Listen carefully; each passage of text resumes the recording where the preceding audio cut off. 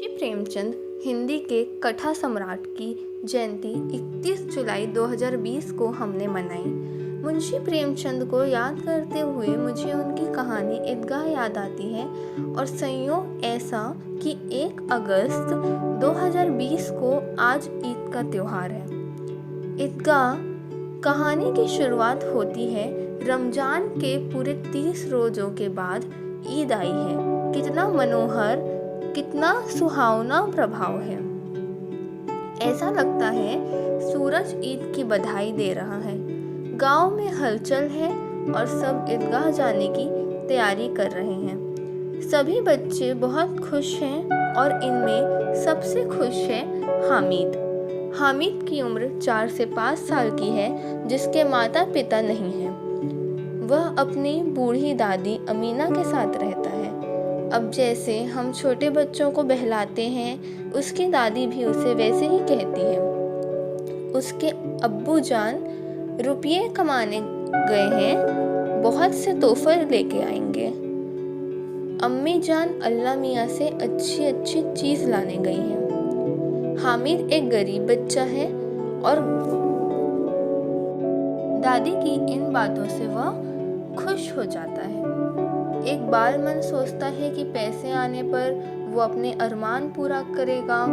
दूसरी तरफ उसकी दादी अभाव के कारण ईद के दिन कोठरी में बैठी रो रही थी। हामिद मेले में जाना चाहता है, लेकिन उसकी दादी उसे अकेले कैसे भेज दे।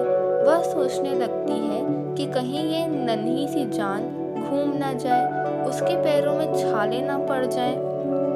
उतनी दूर वो कैसे चल पाएगा। और इसी कश्मकश में वो उसे 3 पैसे देती है। हामिद सब बच्चों के साथ मेले में जाता है। अब कोई झूला देख रहा है, कोई घूम रहा है, कोई खिलौने की दुकान पर है, लेकिन हामिद दूर खड़ा सभी को देख रहा है।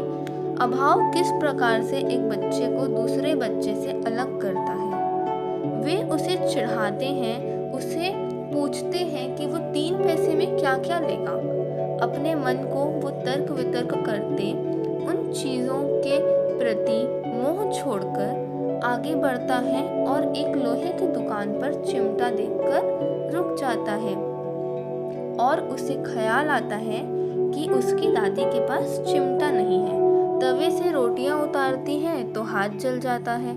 उसके मन में आता है कि खिलौने से क्या फ़ायदा, व्यर्थ में पैसे खर्च होंगे, और जबकि चिमटा देखकर दादी खुश हो जाएगी। चिमटा लेकर वो अपने दोस्तों के पास गया, ये सोच के कि वो लोग क्या क्या आलोचना करते हैं, और फिर उसने इस तरह से चिमटा को सबके सामने पेश किया कि सबको लगने लगा कि काश हमारे पास भी ऐसा चिमटा होता। यहाँ भी पहले तो उन लोगों ने हामिद को बहुत चिढ़ाया, अलग अलग तरीके से उसके चिमटे को नीचा दिखाया, लेकिन उसने भी पूरा जोर लगा के अपने चिमटे को सही साबित किया। यहाँ देखने वाली बात यह है कि एक गरीब बच्चे के खिलाफ उसी के दोस्त गुट बनाकर खड़े हो गए हैं, किंतु हामिद की जीत होती है और उन लोग चुप्पी साध लेते हैं। साथ ही जिन खिलौनों को हामिद छू भी नहीं पाता, वो उसके दोस्त उसे देते हैं और हामिद को उसका चिमटा दिखाने बोलते हैं। सब घर पहुंचते हैं। अब मियाँ हामिद का हाल सुनिए। अमीना हामिद की आवाज़ सुन के दौड़ के उसे गोद में ले लेती है, लेकिन चिमटा देखते ही चौंक जाती है और उससे बोलती है, सारे मेले में तुझे कोई और चीज़ ना मिली कि ये लोहे का चिमटा उठा लाया। हामिद ने अपराधी भाव से कहा, तुम्हारी उंगलियां तवे से जल जाती थी, इसलिए मैंने इसे ले आया। दादी का पूरा क्रोध प्रेम में बदल जाता है। अमीना है उसकी दादी, लेकिन यहाँ वो एक बच्ची की तरह हामिद को दुआएं देते जाती हैं और उसके आंसू गिरते जाते हैं।